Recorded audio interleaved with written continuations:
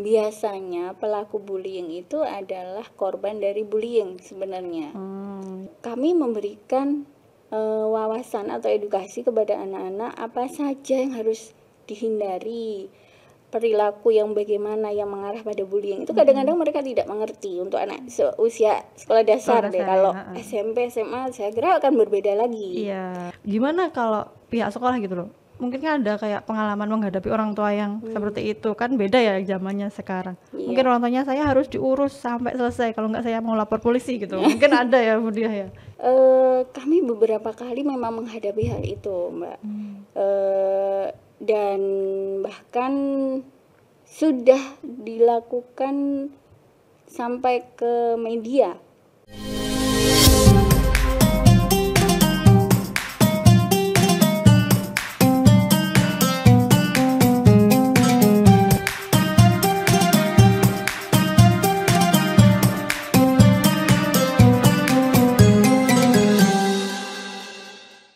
Assalamualaikum warahmatullahi wabarakatuh. Kembali lagi dengan saya Frida di podcast Ramadan Wanita dan Islam. Kita akan membahas tentang kegiatan siswa yang ada di sekolah, terutama bagaimana menghadapi aksi bullying di sekolah. Saya akan kembali lagi dengan Bu Diah yang akan membahas tentang bullying kita hari ini. Iya, baik, siap, Mbak. Bu Diah, kayak bullying itu kan memang tidak bisa terlepas ya dari anak-anak sekolah. Mungkin dari dulu sampai sekarang gitu. Bagaimana sih penanganan SD Al-Falah sendiri ketika ada bullying di sekolah? Baik, kita ketahui bersama bahwa bullying itu memang hampir di semua lini itu ada ya Mbak ya. Baik di sektor sekolah, perkantoran, bahkan di keluarga. Nah, biasanya pelaku bullying itu adalah korban dari bullying sebenarnya. Nah, kalau di sekolah kami, salah satu bullying itu termasuk salah satu program di antara program sekolah yang ada. Ada program khusus ya untuk menangani betul. bullying sendiri. Kami menyebutnya program Genting, Gerakan Anti Bullying. Nah, gerakan anti bullying ini dilakukan oleh seorang anak-anak yang tergabung dalam duta afeksi. Jadi di sekolah kami, Mbak, ada sebuah seperti OSIS kecil gitu. Oh, bukan OSIS tapi ya? Bukan, yang kami sebut student council. Nah, di student council itu terpilihlah anak-anak duta sekolah. Ada duta afeksi, ada duta literasi, ada duta dokter cilik, ada juga duta bahasa, duta Quran, duta paskib, dan masih banyak lainnya. Nah, untuk duta bullying, anti bullying itu masuk pada duta afeksi. Nah, di dalam penanganan di sekolah kami untuk bullying khususnya, itu kami melalui BK yang ada jam di setiap harinya masuk di kelas-kelas, itu memberikan penguatan kepada anak-anak bagaimana sih caranya, apa yang harus dilakukan ketika ada yang melakukan bullying terhadap kita. Nah, membentengi anak-anak itu sebagai mitigasi supaya anak-anak kita siap dalam menghadapi setiap apa yang dialami di sekolah, baik di sekolah maupun di luar, khususnya di sekolah. Karena ruang lingkup sekolah di sini kami membahas tentang sekolah. Nah, karena kita tidak bisa mengendalikan apa yang di luar diri kita. Nah, justru kita harus membekali anak-anak ketika ada bullying yang terjadi pada kita, apa yang harus kita lakukan. Nah, biasanya kan anak-anak takut untuk melapor tuh Mbak. Maka di gerakan anti bullying atau Genting ini kami menyediakan yang namanya T-box. T-box itu ada di setiap kelas. T-box itu artinya telling box. Gitu. Ketika anak-anak itu malu atau takut dalam menceritakan apa yang dialami, maka anak-anak menuliskan di selembar notes gitu, ada sticky note di situ, dituliskan kemudian dimasukkan ke dalam T-box. Nah, yang mengambil nanti setiap satu pekan sekali di setiap hari Jumat itu ya duta anti bullying ini nanti diambil, diberikan kepada kesiswaan, dalam hal ini saya, kemudian ke BK. Nah itu kami diskusi apa saja yang sedang dialami anak-anak, kemudian kami pilah. Nah biasanya terjadi di situ, ketahuannya di situ. Jadi di Tipox itu apakah murid-murid itu menuliskan bullying aja, apakah cuma kayak bisa curhat juga ke guru? Banyak curhatnya daripada bullying. Sebenarnya T-box itu kan untuk apa yang dialami ketika apakah ada perundungan yang dialami gitu kan sebenarnya. Namun dalam proses sampai dengan hari ini tuh banyak curhatnya. Iya, misalnya hari ini tidak senang ketika datang ke sekolah karena ayahnya baru tiba, karena biasanya orang tua itu kan ada yang LDR gitu ya, sehingga 2 bulan sekali atau 1 bulan sekali gitu. Sebenarnya dia masih rindu sama papanya, namun harus ke sekolah, itu banyak seperti itu.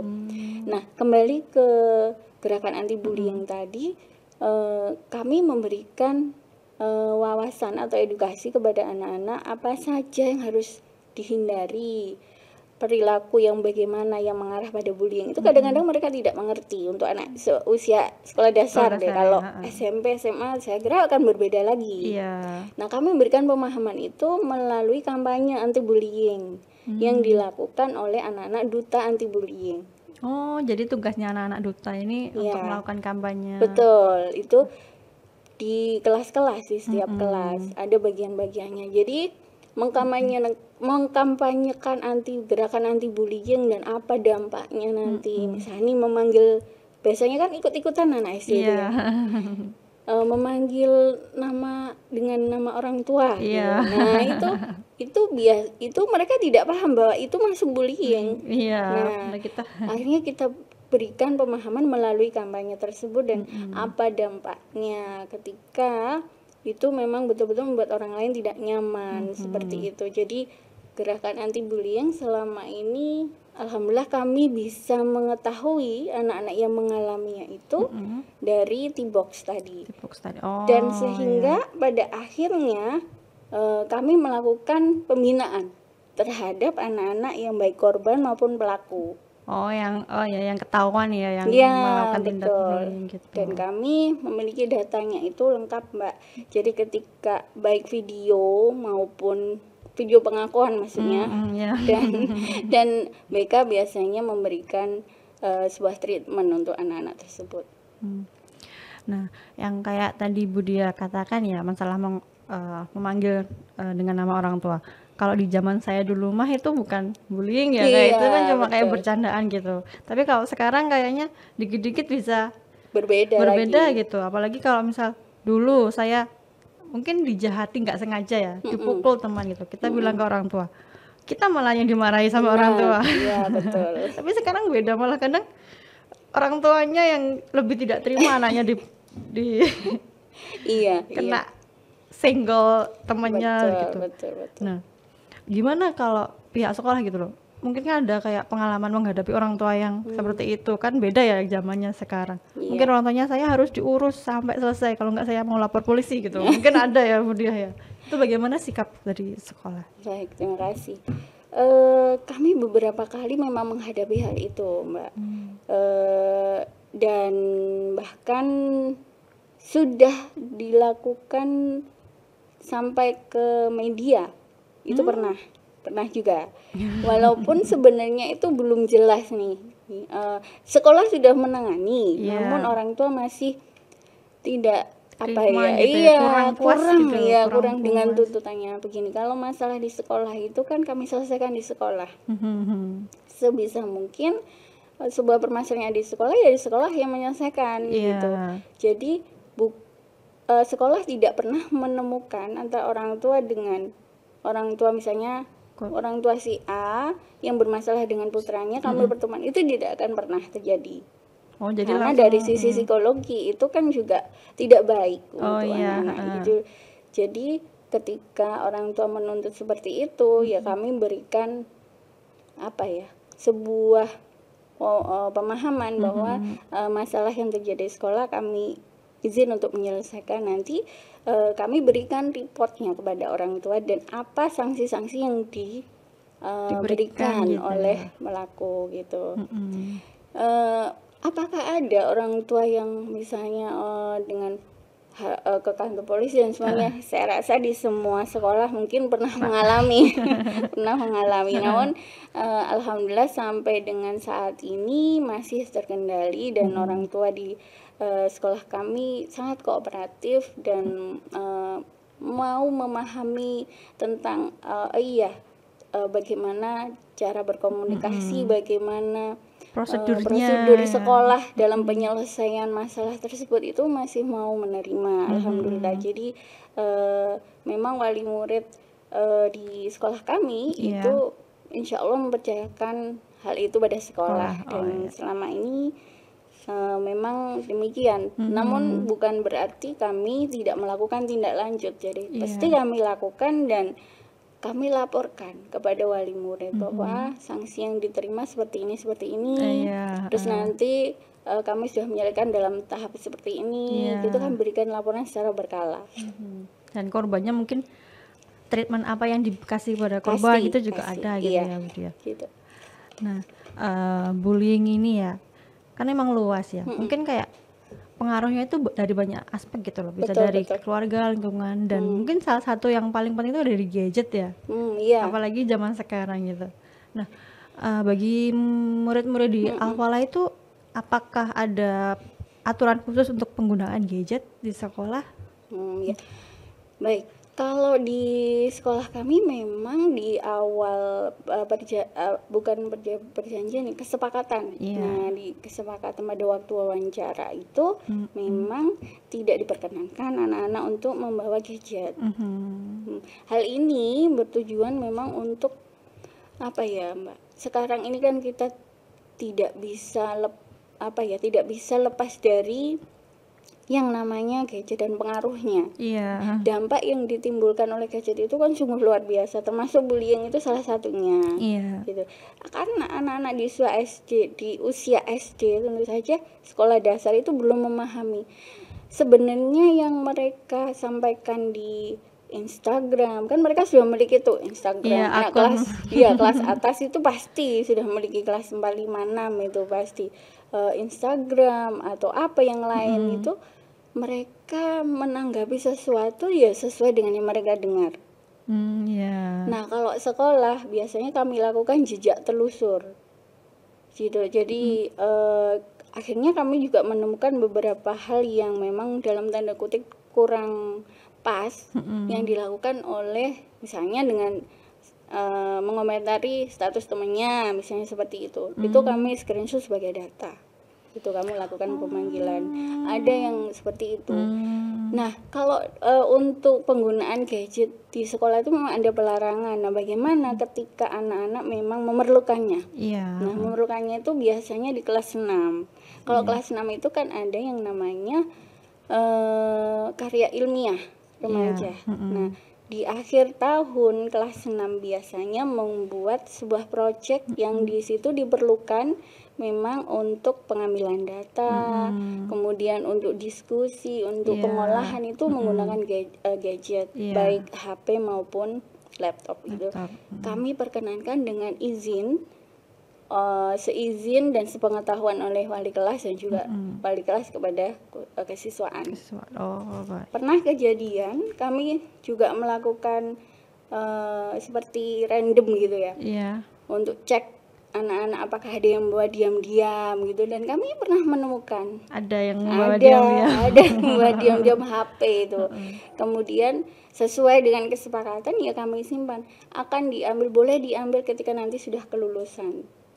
Berarti misal ketangkapnya kelas 4 nanti kelas 6. Iya, kelas 6. Dan begitu. Sudah setiap tahun pasti ada. Yang tahun ini belum ada.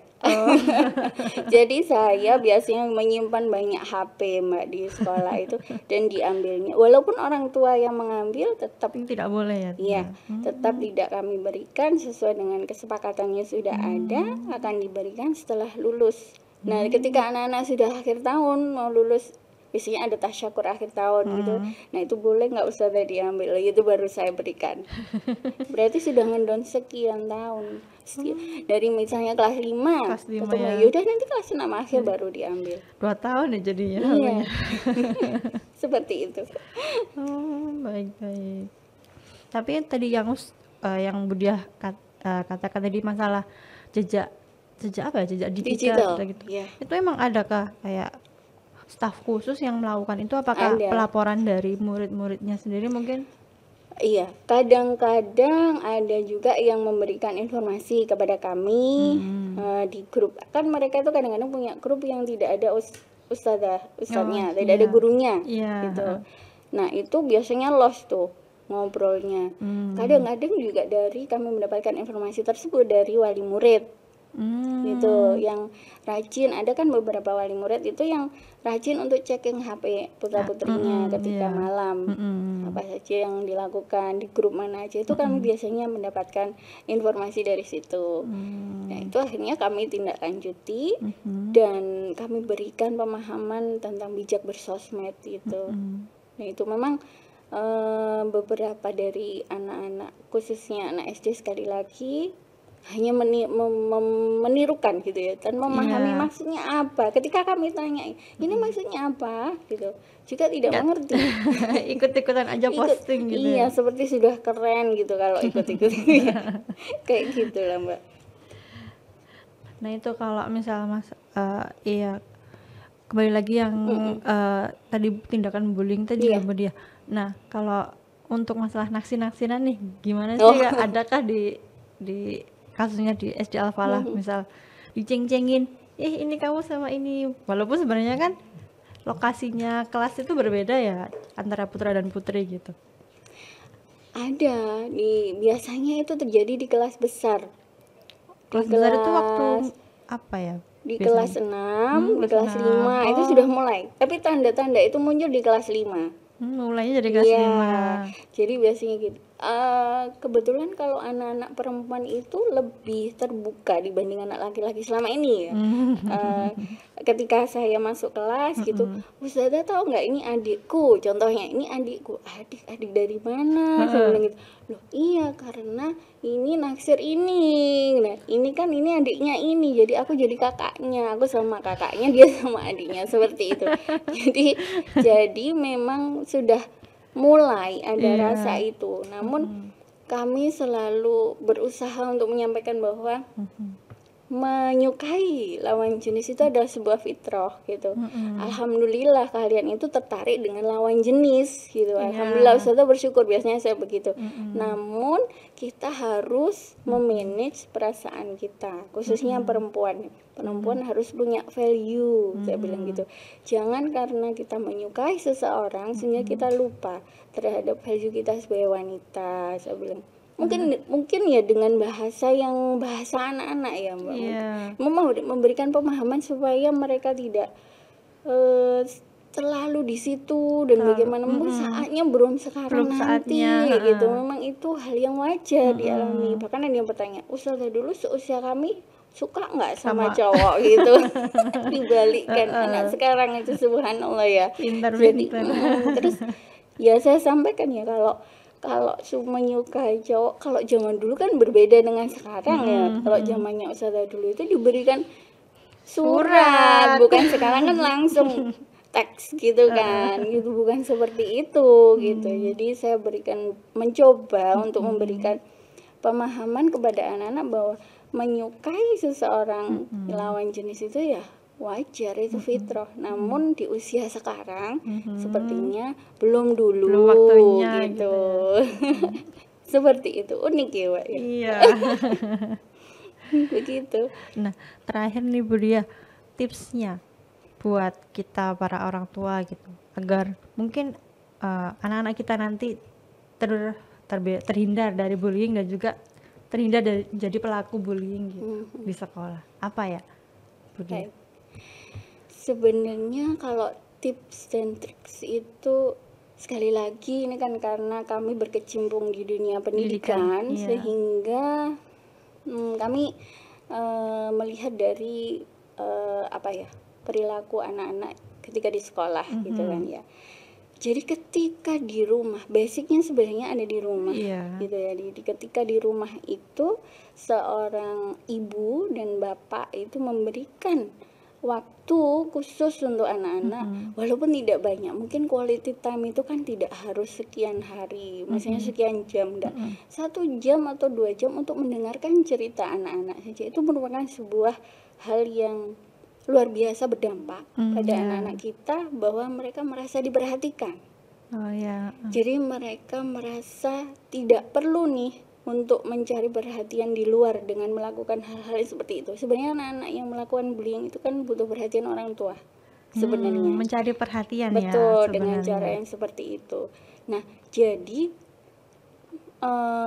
menjaga hubungan dengan anak di rumah, walaupun itu kita tahu ya orang tua sekarang kan memang sibuk. Namun memberikan waktu hanya 30 menit sampai 1 jam, saya rasa juga bukan hal yang berat untuk kita sebagai orang tua, sehingga anak-anak merasa nyaman, merasa dilindungi, merasa homey di rumahnya. Kan kadang mereka ya home tapi mereka tidak feel homey like home gitu kan gitu. Jadi kemudian dengan mengenali love language anak kita apa, itu penting juga. Mungkin ada beberapa anak yang touching itu love language mereka, atau dengan sebuah pujian itu love language mereka, atau hugging gitu untuk dengan orang tua. Itu dampaknya sungguh luar biasa, dan anak-anak yang seperti itu memiliki hubungan baik dengan orang tuanya, itu tingkat rasa kepercayaan dirinya sangat tinggi di sekolah, dan sehingga optimal dalam baik di sisi kognisinya, baik di sisi keterampilannya. Itu sangat memotivasi anak-anak dalam perkembangannya gitu. Jadi mungkin 2 hal itu bisa diterapkan di rumah, sehingga anak-anak tidak melakukan mungkin ke arahnya kepada bullying ataupun yang lainnya. Jadi korban gitu ya. Ya baik Bu Dia. Jadi bagi para orang tua, yang satu yang penting, jangan melupakan anak kita, karena apapun itu yang pertama kembali ke rumah ya. Betul. Pendidikan pertama itu di rumah. Lingkungan pertama di rumah. Jadi mungkin salah satu yang paling utama untuk mencegah anak-anak kita menjadi pelaku maupun korban bullying adalah kita lebih memperhatikan anak-anak kita di rumah. Terima kasih Bu Dia atas waktunya hari ini dan juga ilmunya. Sama-sama Mbak Frida, senang sekali bisa sharing. Mungkin lain waktu kita cari topik yang lain ya. Boleh bisa lah. Dan terima kasih juga untuk Tribuners yang sudah menyaksikan podcast kita hari ini. Sampai jumpa di waktu selanjutnya. Wassalamualaikum warahmatullahi wabarakatuh. Waalaikumsalam warahmatullahi wabarakatuh.